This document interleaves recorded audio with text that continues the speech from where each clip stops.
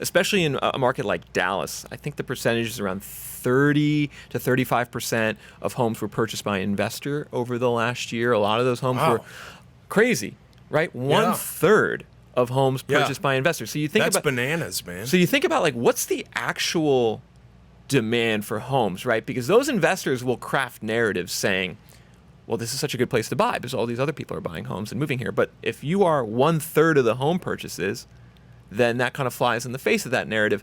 And where the problem sets in is in markets that, like you alluded to, build a lot of homes. In America right now, we're in a massive building boom. There's nearly 1.7 million homes actively under construction. That's both single family and apartment. There's another 300,000 permitted, not yet started. So there's 2 million homes in the active construction pipeline in America. That is the highest level in nearly 50 years. So builders, it's a combination of two things, which I think you're going to address in a second. The second part, one part is builders kind of went nuts. Permits, housing starts. Let's take advantage of this housing bubble in the same way investors said, let's take advantage of this housing bubble. But then builders had some issues the last 18 months because they started all these homes and they couldn't finish all these homes. So now there's also a pileup. Part of that construction pileup and pipeline is homes that should have been finished maybe 6 months ago that haven't been finished yet because, I mean, you would know better than me. Why aren't they able to finish the homes right now in markets like Dallas and Atlanta and Phoenix and Vegas? Well, there's a huge, there is and has been a big time supply chain issue across all industries.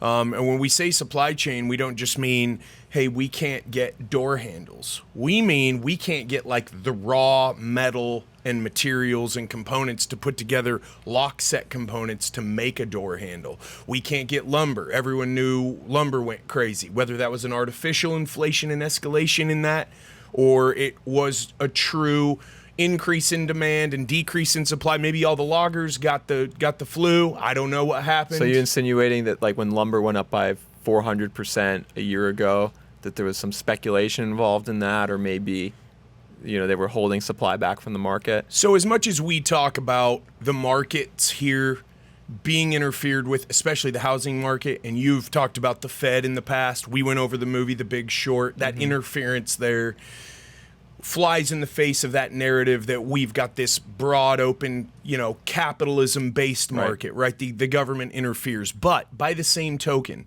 when there's an increase in demand and there is a dollar to be made, our open markets, whether they're as open as some people say they are or maybe not, there are people who are there to capitalize on that. And that's 100% their right. If you want cheaper lumber, then go grow a forest, cut your own lumber, mill it, deliver it, build your own houses.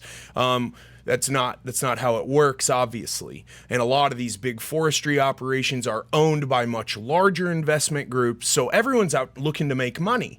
And we talk about inflation, the cost of fuel, all of that. Well, we pumped all this money into the economy, and now if you're out there and you're an opportunist and not a victim, you can be looking at inflation as an opportunity to grow. And most people who you and I talk with and who you and I are like-minded with are looking at the inflation, whether it's a recession or a depression, whatever it is, as an opportunity for growth. For sure. But back to the home building thing, these interruptions in the supply chain have caused massive issues with home builders. I have several who are part of large local and national building conglomerates, if you will. Yeah. They're having a hard time getting HVAC units in these finished houses that have been done for months, and they can't close because they can't heat just them so and cool them. My viewers know, you're a contractor. You work in the home building industry in Dallas. So you have hands-on experience. You see this every day. You interact with these home builders every day, and you're saying, I think you said specifically, there's a development somewhere in Dallas where there's a lot of homes that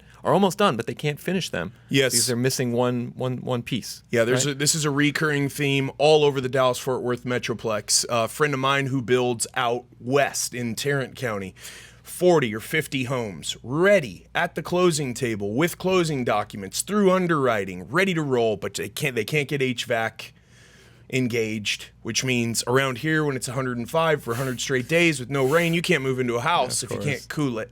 And so is there missing? What are they missing from the HVAC specifically? Is it like one small piece, or is it like the whole system?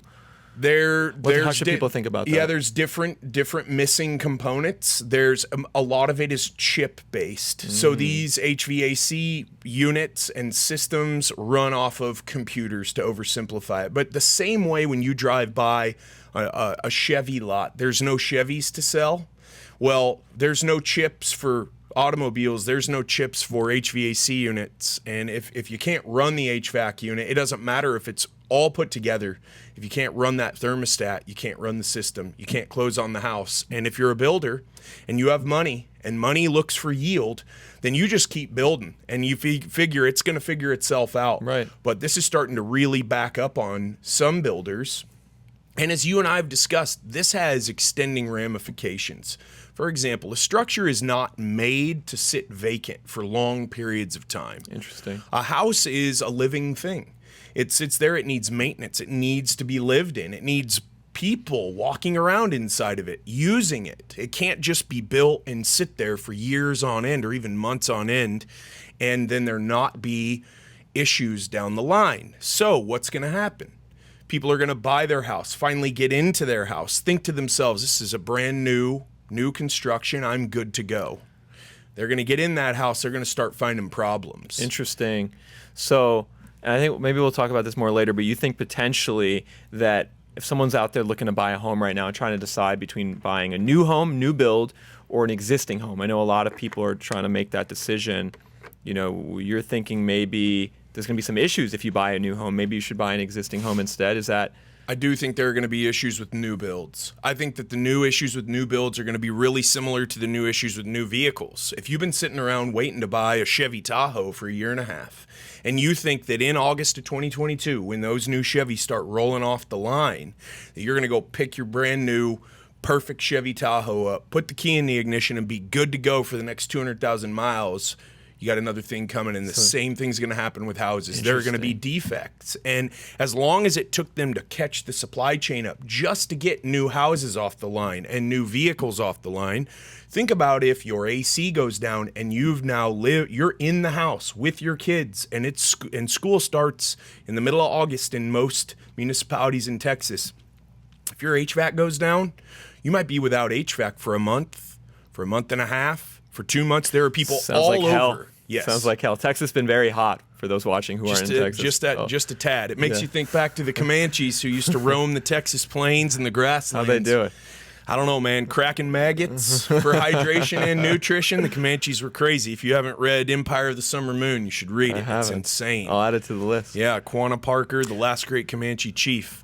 It's nuts, man. And I don't think people really understand, and obviously we can sit here and talk about this all day long, but it's where the rubber meets the road. If you are a new home buyer, maybe you moved to Texas, you rented for a year while you're waiting for your new house to be built. I know a lot of people like that. Me too.